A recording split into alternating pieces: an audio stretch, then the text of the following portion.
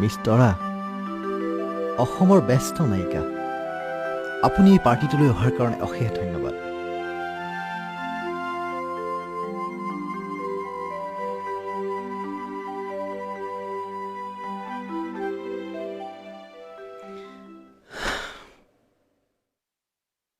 Hey.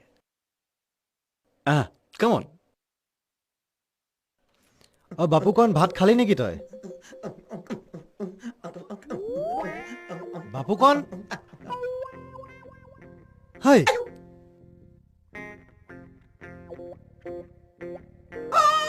বাখৰ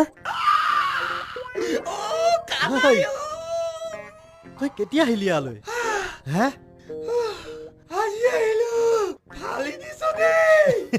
এইখিনি কেনেকে পালিহি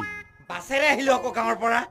টাউনত আমি ৰিচালাটো কলো বোলে কানাই ঘৰত লৈ যা সি জহনিত জয় কি কয় হাম কানাই চানাই নাই জানতা হাই মই কলো পাই কিয় নাজানো চবেই চিনি পায় বাখুৰি বজাতা হাই তেতিয়া সি কলে কমল বাবু হে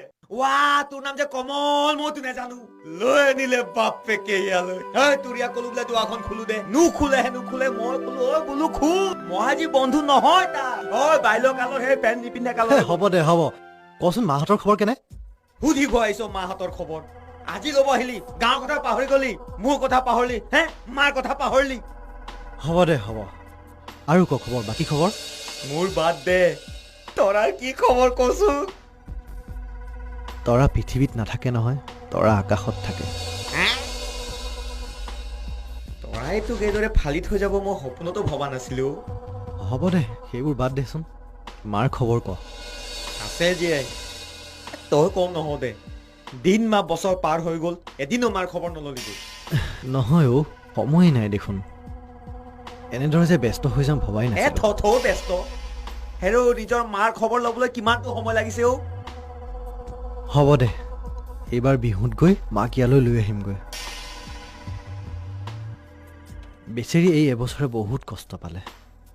বাৰু তোৰ মৰমীৰ খবৰ কচোন ফালি থৈ গ'ল মানে কি হ'ব আৰু এই যে জোকেন তেৰাটো